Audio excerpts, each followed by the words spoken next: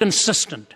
We're looking for the adequateness of an empirical point of reference. The Bible is not a self-referencing book. The Bible is a book about history and geography and events that can be tested from outside the Bible itself, unlike the Quran, which is a self-referencing book. What do I mean by that? How do you know the Quran is the word of God? Muhammad says so. How do you know Muhammad is right? Because the Quran says so.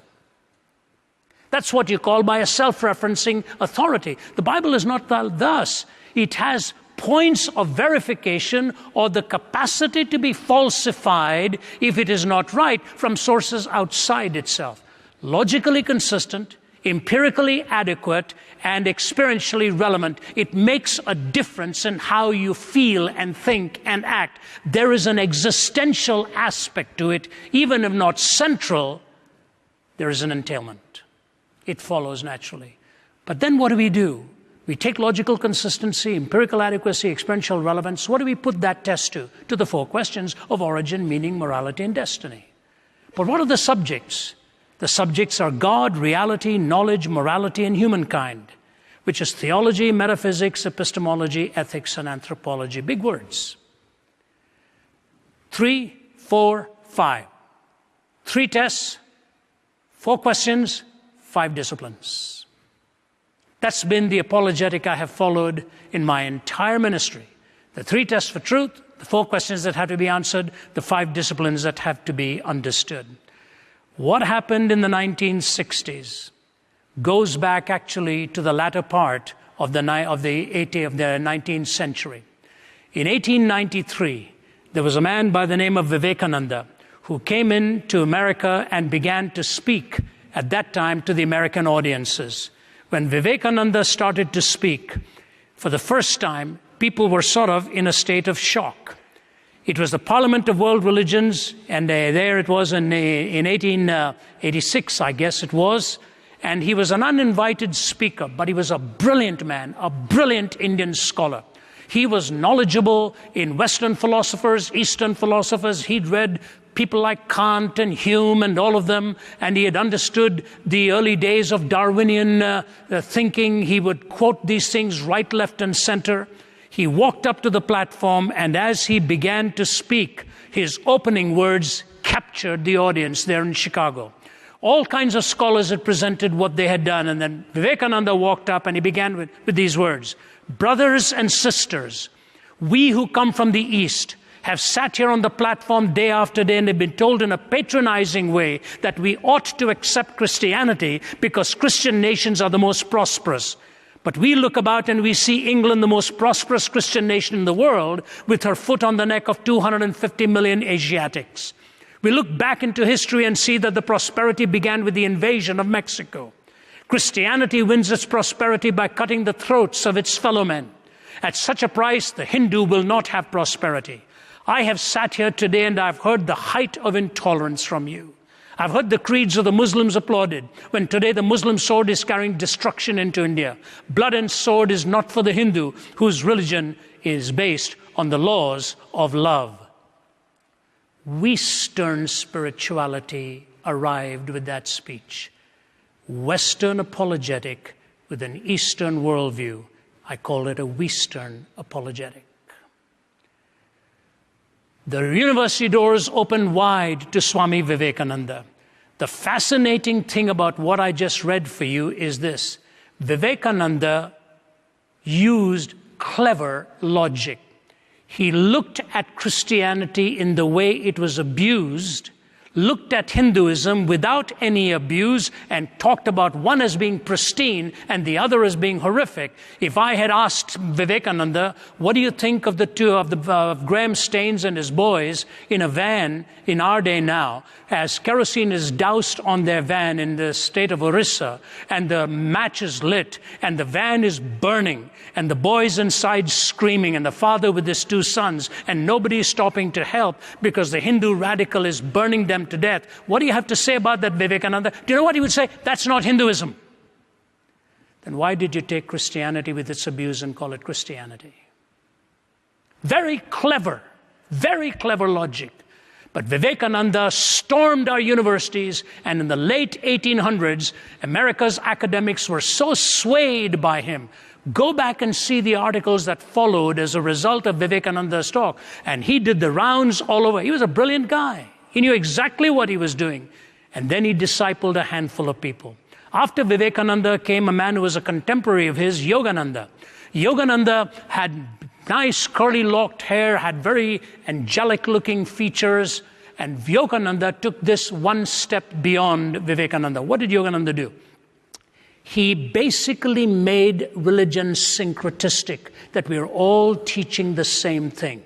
He wore an ample cross over his chest, carried on Hindu metaphysics, but would refer to Christ in very patronizing and kind terms, and started to actually say, we are all really teaching the same thing. Attack, synchronizing it all in one way or the other. 1960s was ready for Maharishi Mahesh Yogi. The hippie movement had begun. The resistance movement to culture had begun. The Vietnam War was in full sway. Racism was taking its toll. Political authority was being lambasted. Young people had nothing to anchor themselves to and take hold. Maharishi Mahesh Yogi came and gave answers of starting to meditate and do all these things in the name of finding a peaceful transcendence that will overcome your soul and take complete control of your life. One of Maharishi Mahesh Yogi's disciples was Deepak Chopra. Deepak Chopra followed him as he was a medical doctor. He was not living a good life. He'd got messed up in his own private life, and then ultimately gave up his full-time medical practice and started his own yogic disciplines and his breathing disciplines and all this. Even today, he's in the news debating quantum physicists and all of that. So much of it is really vacuous stuff. You know, in quantum theory, they tell you about the subatomic world. If you know where it is, you don't know what it's doing. If you know what it's doing, you don't know where it is. That's a very good description for Deepak Chopra's metaphysic. If you know what he's saying, you don't know what he means. If you know what he means, you really don't know what he's trying to say. He'll deny it. Here's the tale that ultimately is told.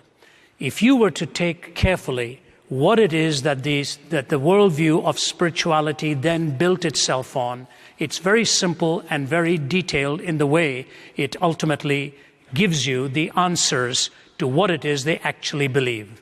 I would like to read for you a couple of pages of what it is they actually believe. The new spiritualists tell you they're trying to blend the mind, the heart, and the body and the soul. The mind, the heart, the body, and the soul. Then Elizabeth Lesser, a leading authority in this, says this: spirituality is an attitude of fearlessness, a sense of adventure. It is a way of speaking boldly at the life we have been given here and now on earth as this human being. Who am I? How should I live my life? What happens when I die? Spirituality is nothing more than a brave search for the truth about existence. Nothing more, but nothing less as well. The Buddhists define spirituality as shamatha, or a tranquil abiding. And here is one of the ways she recommends. Sit quietly where you are and close your eyes. Feel yourself breathing. Follow the breath on its journey into and out of your body. Sit feeling yourself breathe for a few minutes. Place your hand over your heart. Then put your hand or fingertips lightly on the spot in the center of your rib cage to the right of your physical heart. It is the spot where you can feel and where you are startled and draw your breath sharply inward. Move your hand gently and breathe slowly and softly into that spot until you're focusing intently on what many traditions call the spiritual heart or the heart center. Imagine that spot you are touching is the top of a deep, deep well. Follow your breath into the journey, into the spacious interior of your own heart. Breathe slowly in and out. Let yourself be pulled ever more deeply into the well of your own heart. As you meet throughout thoughts and emotions on the journey, do not push them out. They are part of you, but not all of you. Greet what you find and move on ever deeper and deeper into the well of your spiritual heart. Sit in this state, letting yourself be pulled by your longing into the well of your heart, observing your breath for as long as you feel comfortable, and then slowly remove your hand, return to normal breathing, and then open your eyes. Wonderful, isn't it? How nice. You know, I have a friend in Bombay. Actually, his daughter is here. Just flew in 2 days ago. He told me his brother is a skeptic. And his brother one day said to him, Gul, I've got a perfect plan for you to become a millionaire. Just let your hair grow long. Look like a nice guru. Wear a nice clean kurta pajama. Sit in the lotus position. I will bring 9 friends. 10 of us will sit in front of you, and you just mutter one sentence at a time, and we'll go, this is beautiful, this is just beautiful. Oh, how amazing this is. And then next day, each one will bring 10 others, and you mutter a few other one-liners, and we'll all say, oh, wow. Keep going like this, Gul. Within a year, you will become a millionaire. Have you ever read the writings of Sri Sri Ravi Shankar? He's a billionaire. Have you seen his one-liners? One of his one-liners is, your head must be empty and your hand must be full. And he's proved it.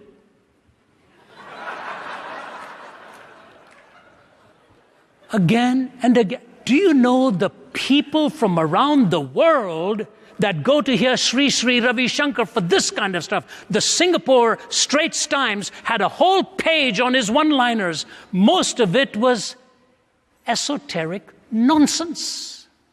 And the newspaper reporter never heard stuff like this. I sit there and I say to myself, thank God I didn't listen to this when I was on the verge of suicide. I would have jumped off. I said, this is all there is to it. Now you think that's all? Listen, they don't just solve the problem for you. Here is one of the, I think this is Marianne Williamson, who's speaking down the road today, by the way. And Marianne Williamson in one of her books says, we can solve this world of terrorism problem also. She says, just do this. For a minimum of 5 minutes every day, meditate the following way. Pray that anyone thinking of committing a terrorist act anywhere in the world will be surrounded by a huge golden egg. The eggshell is made of the spiritual equivalent of titanium. It is impenetrable. Any malevolent, hateful, or violent thought that emanates from the mind of the terrorist cannot get past the confines of the eggshell. Before the violent thought can turn into violent action, it is stopped by the force of this meditative field. Energetically, the terrorist is quarantined. On the inside of the egg, see a shower of golden light pouring from the eggshell into the heart and mind of the terrorist. Pray for your lost brother. To whom?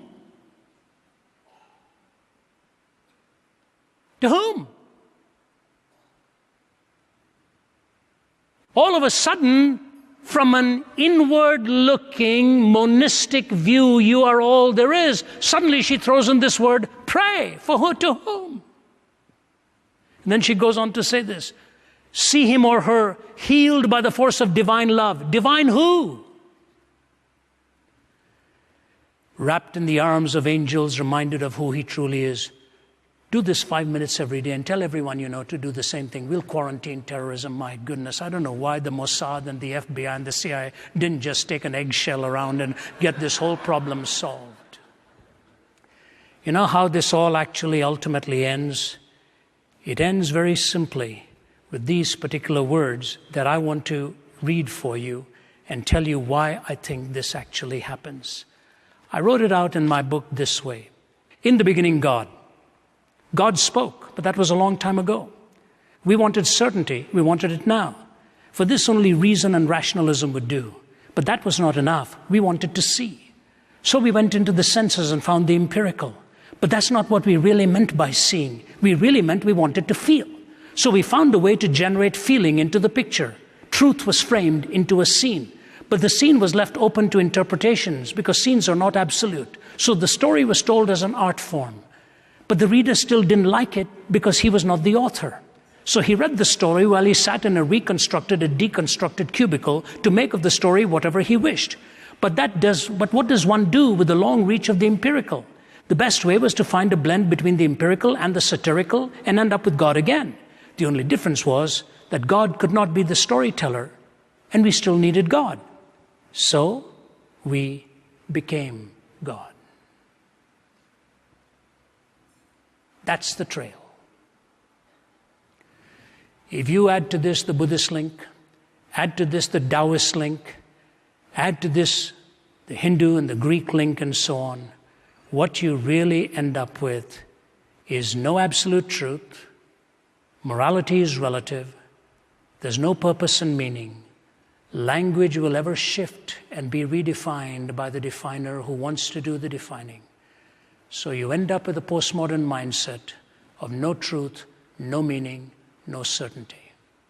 What do we do as Christians? How does Christ come into all of this? In a Libyan desert, there was a certain stone found, and this is what it said. I, the captain of the Legion of Rome, serving in the desert of Libya, have learned and pondered this truth in life. Listen very carefully. I, the captain of the Legion of Rome, serving in the desert of Libya, have learned and pondered this truth in life. There are two things to be sought, love and power. No one has both.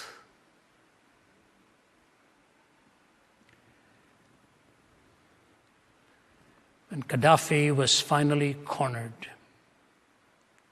and in that pathetic sign as his body was denuded, what we are told is that he was begging for mercy, that they would not kill him. Love and power, no one has both. He had the power with no love. Now he was pleading for love when somebody else had the power, and it did not work for him. That's pretty close to the truth, but it's dead wrong.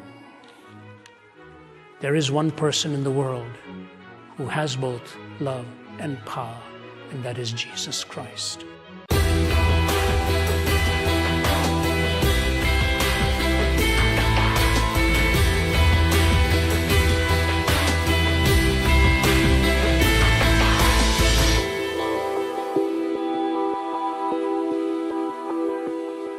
It's interesting if you look back in the history of ideas, the problem of evil wasn't really considered such till about the 17th, 18th century onwards. And of course it's been trawled out more and more by our new atheist friends these days, being the idea that if there's a God who is all good and is all holy and is all powerful, how could evil exist? Since if he was all good, he wouldn't allow it. If he was all knowing, he would know what's going to happen, he would stop it, and so forth.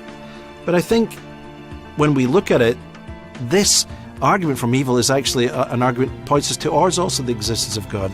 Evil is a departure from the way things ought to be. And if it is a departure from the way things ought to be, that means there is a way things ought to be. There is a design plan for this universe. And the only way you can have a design plan that is good, that is supposed to be perfect, is if God exists. So the problem of evil really drives us right back to the existence of God. It does not drive us away from Him when we think about it from a biblical perspective, or even from a logical perspective. If God truly has created this world in freedom, then there is always the possibility, if it's truly free, for freedom to be both used in good ways and in evil ways. So we can explain the human problem with evil because there are times when humans perpetrate evil against their own bodies, against one another. They use their freedom, misuse their freedom really, in ways that bring about evil. I myself lost my husband and didn't in a million years see that coming. I would say that everybody who's gone through grief experiences the absence of God, from great, wonderful Christian people like C.S. Lewis to myself to others. I've read in lots of grief literature that there is that sense that God has abandoned you. So I would say I understand where you're coming from. But I would also say in my own process that as I continue to wrestle with God over it, to argue with God, to pour out my feelings before God, even feelings of, I don't like you anymore, God, I don't love you, how could you do this to me? There is a way in which God is very present in that dark experience, and that's the only way I can describe it. As I clung on, and as I reminded myself that all who wander are not lost, I was comforted by that and recognized that even in those dark places, God comes near. But even in those places, we can trust that God is with us. That's what the psalmist affirms. And I think ultimately our experience affirms that as we come to see grace being given to us, even in those places that we thought we had gone beyond God's grace because of what we were suffering. But the Christian answer to the problem of evil is that the God who made the world also brought the solution. He wasn't staying detached, as Dorothy Sayers says. He didn't stay up in heaven and think, oh, look at them all suffering, or there's pain and sorrow here, and I'm just leaving them to it. The Creator himself stepped into the equation, bore the penalty, the price of the sorrow of healing the universe, of forgiving the brokenness, of restoring the creation. And so I feel the Christian answer is a good answer. It doesn't exhaust the answer philosophically, but it's better than the alternatives, and I would take it as a credible response.